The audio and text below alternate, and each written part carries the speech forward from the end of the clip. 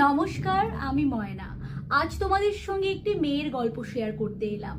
এটা শুধু একটা মেয়ের গল্প নয়, এটা হচ্ছে লড়াই, সৃষ্টি আর ভালোবাসার গল্প। হাওড়ার বোটানিক্যাল গার্ডেনে তার জন্ম। ছোটবেলা থেকেই তার বহুমুখী প্রতিভার পরিচয় পাওয়া যায়। কিশোরী বেলায় তার বিয়ে হয়ে যায়। স্বামীর কঠিন চাকরি, পুলিশ ডিপার্টমেন্ট। পরিবার বড়, সেইখানেই মেয়েটি বড় হতে থাকে। তার পড়াশোনা, লেখালেখির সাথে তার নিজের সন্তানদের মানুষ করা। ধীরে ধীরে সেও বড় হয়ে ওঠে। তার লেখা গান, কবিতার সাথে মানুষের পরিচিতি ঘটতে থাকে। বহু জায়গায় তিনি উচ্চ প্রশংসিত হন। জীবনের এক কঠিন সময়ে তিনি ভেঙে গেলেও তার এই সাহিত্য সাধনা তাকে বাঁচিয়ে রাখে। বিভিন্ন বিষয়ের ওপর তিনি গান লিখেছেন, যেমন রক্তদান, করোনা, নজরুল, রবীন্দ্রনাথ, দেশ, ছোটদের জন্য অনেক গান লেখা আছে।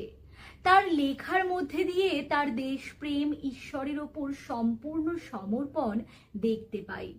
শুধু বাংলায় নয়, তিনি হিন্দিতেও কিছু ভজন লিখেছেন, যা সত্যি অসাধারণ। প্রতিটি লেখায় তিনি তার প্রতিভার ছাপ রেখেছেন। তার সুরেলা কণ্ঠস্বর, তার সৃষ্ট সুর, এক কথায় অসাধারণ। অসাধারণ সাধনা তার। মুহূর্তে তিনি গান লিখে ফেলতে পারেন। অনেক গুণের মধ্যে তার একটা বড় গুণ আছে, তিনি কিন্তু একজন হস্তরেখাবিদ। অপূর্ব সুন্দরী এই মেয়েটি একটু রহস্যময়ীও বটে। তার স্বপ্নমাখা দুটি চোখ অনেক কথা বলে। অনেক এমন ঘটনা আছে তিনি আগেই বলে দিয়েছেন, যা আমরা পরে আমাদের জীবনে ঘটতে দেখেছি। সদা হাস্যময়ী, প্রাণোচ্ছল এই মেয়েটির ব্যবহার সবাইকে মুগ্ধ করে। আর একটা কথা, তিনি কিন্তু সামাজিক অনেক কাজ নীরবে করেন।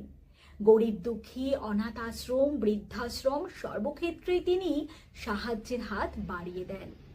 আমরাও তার কাছ থেকে অনেক কিছু শিখেছি। ওনার স্বামীর দেখানো পথেই উনি চলছেন। স্বামীর অকাল মৃত্যু তিনি আজও মেনে নিতে পারেননি। ইনিই হলেন আমাদের মা, আমার শাশুড়ি মা।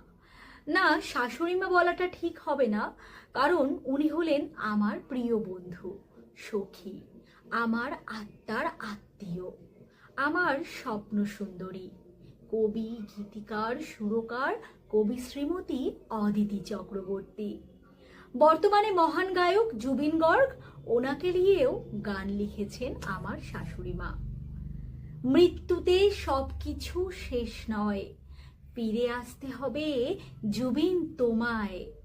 তার এই অসাধারণ লেখা ও সুর ও গানের ভাষা সকলের মন জয় করে নিয়েছে। এই গল্পের শেষ নেই, কারণ তার সৃষ্টি আজও বেঁচে আছে।